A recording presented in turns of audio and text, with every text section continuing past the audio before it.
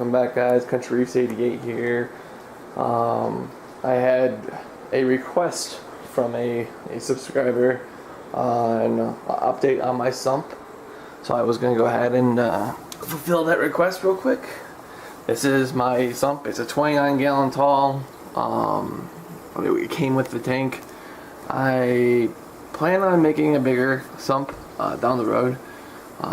Not just yet. I just kind of like my tank established right now, but I just put this macro algae in here maybe a couple days ago. It's been doing really good.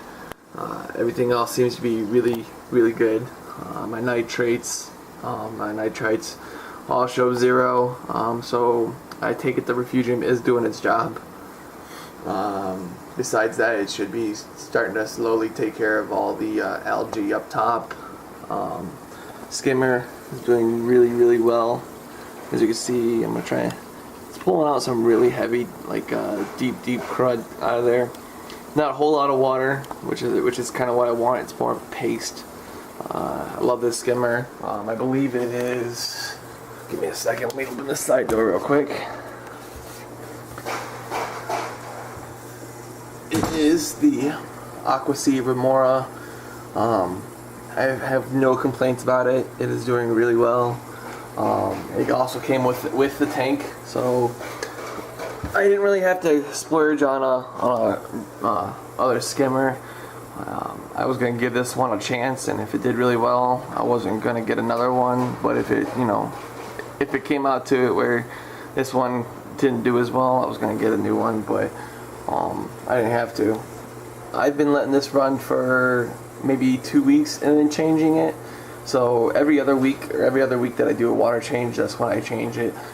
Just because this is pulling out, this right here, you can see where the line is. That is a very thick paste of skim. It doesn't really pull out water. It just pulls out that really good protein stuff that you don't want in your tank. Doing really well. On this side, on this side of the sump, I have my probes for my reef keeper. And then I have one of my PC4s on this side to control I think it's the skimmer, the refuge light, the heater, and there's something I want to say. Oh, the fan up top. I'm sorry. The fan up top. That's all controlled on this part of the PC4. Sorry about some of the salt creep on this. I try to keep up with the salt creep down here. The nice thing about the stand down here is everything is waterproof, so if I do get water on there, it's really no big deal. One thing I do want to change, or I do kind of want to upgrade or put on my sump, is I want to get power heads of some sort, maybe a small power head or something to move some of the water in this chamber right here, and then also in the chamber over here. I was thinking of making my own DIY GFO reactor. A lot of people have been telling me, oh, you gotta get GFO, you gotta get GFO. I've never really ran GFO before. I've never been really a firm believer of GFO. But for the sake of my subscribers and everyone, I was going to try to attempt to make my own DIY carbon reactor or GFO reactor. I'm not going to run the carbon. It's probably just going to be GFO, since I do have the Chemi Pure Elite down there right before the baffle, which the water has to go through the bags first.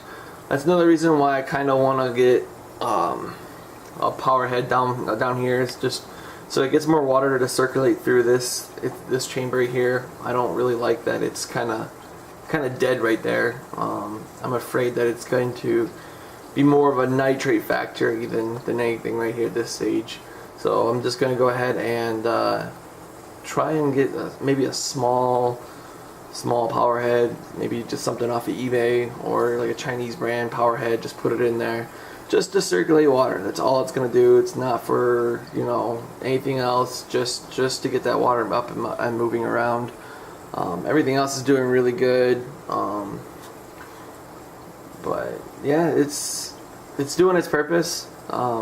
I test my water every week. Every Friday, right before I do a water change, I test my water, just to see where my parameters are at. It's always good to do a weekly water test, just to keep up to date on things. Yeah, I do have. I probably will be getting an ORP, because I have the ORP probe and I don't have the liquid, the calibration liquid, so I'll probably be getting some of that pretty soon, just to calibrate my probe. I was debating on getting the pH probe, but I wasn't entirely sure, just because I do test my pH every week. So I mean, yeah, it'd be kind of good, because I do dose Kalkwasser in my auto top off. So maybe have that, and have it just in case if you know, the Kalkwasser gets too, or if my auto top off gets stuck on or something, which shouldn't be a problem because I have this emergency switch right here.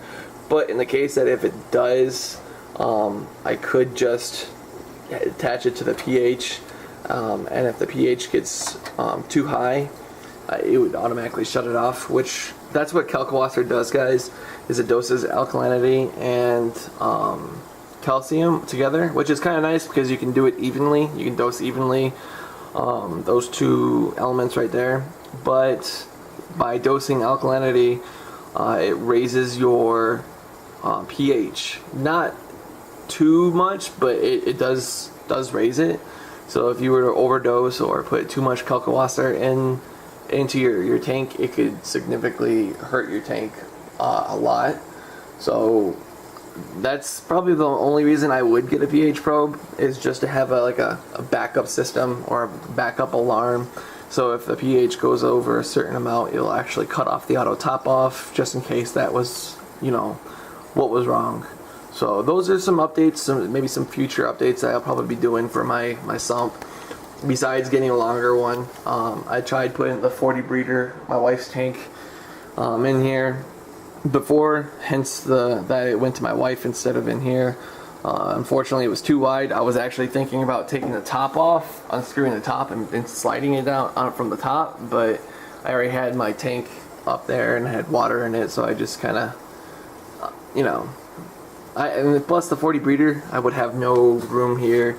So what I'm thinking of doing is getting a 55-gallon long, since I really do have a lot of space. And then that way I can just move my auto top off to the side over here, over this way, and put it over that way, and just run the tubing from over there into here. So just some thoughts, some plans maybe. If you guys have any suggestions or comments, or if you guys have built your own reactor or anything like that, just let me know. If and that it's a big if I do build my own carbon or my GFO reactor, I will be running it on this section right here, because I do not want to run it on this or before this, because it really takes out the nitrates or the nitrites that your macroalgae needs to grow. So I would have to run it over here. I would feel much better if I ran it over here instead of over there. So that's how I feel about that. If you guys feel that I'm wrong, or if you guys have suggestions, like I said, just go ahead and comment down below. I try to keep up to date with all your guys' comments and comment back, like everything. So, but this is my sump in a nutshell. Deep sand bed, like I said. If you guys have any questions, comments, and don't forget to like and subscribe. I really appreciate it. It just shows that my videos, you know, pay off. I really appreciate it. So like and subscribe, and I'll keep you guys up to date. Another video coming tomorrow. Bye.